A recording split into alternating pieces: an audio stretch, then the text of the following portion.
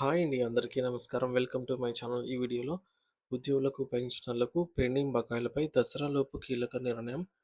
దీనికి సంబంధించిన పూర్తి వివరాలు ఈ వీడియోలో తెలుసుకుందాము.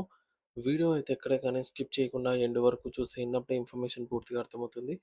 అలాగే వీడియో చూస్తున్న ప్రతి ఒక్కరూ లైక్ చేయండి ఫ్రెండ్స్. ఈ వీడియోని తోటి ఉద్యోగ, పెన్షనర్ మిత్రులతో అయితే షేర్ చేయండి. కొత్తగా మన ఛానల్ చూస్తున్న వారు ఇంకా ఎవరైనా సబ్స్క్రైబ్ చేసుకోకపోతే వెంటనే మన ఛానల్‌ని సబ్స్క్రైబ్ అయితే చేసుకోండి. ఫ్రెండ్స్ ఇక ఆ విషయానికి వచ్చినట్లయితే తెలంగాణ ప్రభుత్వ ఉద్యోగులు, ఉపాధ్యాయులు మరియు పెన్షనర్ల యొక్క ప్రధాన డిమాండ్లు మరియు పెండింగ్ సమస్యల వివరాలు.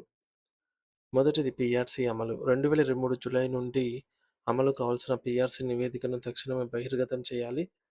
నివేదిక విడుదల చేయడంలో జరుగుతున్న ఆలస్యాన్ని నివారించి పీఆర్సీని వెంటనే అమలు చేయాలి.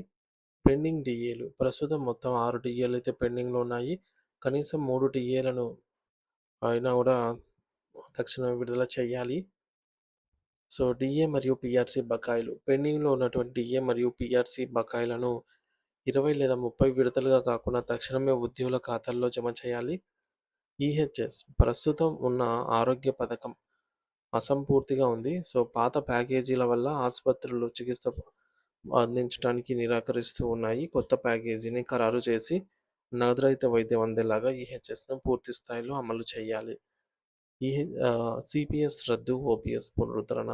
సిపిఎస్ విధానాన్ని రద్దు చేసి పాత పెన్షన్ విధానాన్ని పునరుద్ధరించాలి.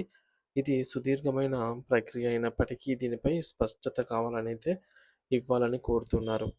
ఇక ఇతర సమస్యలైనటువంటి జీవోఎంఎస్ నంబర్ 317 అండ్ 190 ఉద్యోగులను ఇబ్బంది పెడుతున్న జీవోఎంఎస్ నంబర్ 317, జీవోఎంఎస్ నంబర్ 190 వంటి సమస్యలను తక్షణమే పరిష్కరించాలి. ప్రభుత్వానికి గడువు. వచ్చే దసరాలోపు పీఆర్సీ, పెండింగ్ డీఏలు, బకాయిలు మరియు ఈహెచ్ఎస్ వంటి ప్రధాన 4 అంశాలను పరిష్కరించాలని ఉద్యోగులు డిమాండ్ చేస్తూ ఉన్నారు. మిగిలిన సమస్యలన్నిటినీ ఈ ఏడాది చివరి నాటికైనా పూర్తి చేయాలని అయితే కోరుతూ ఉన్నారు.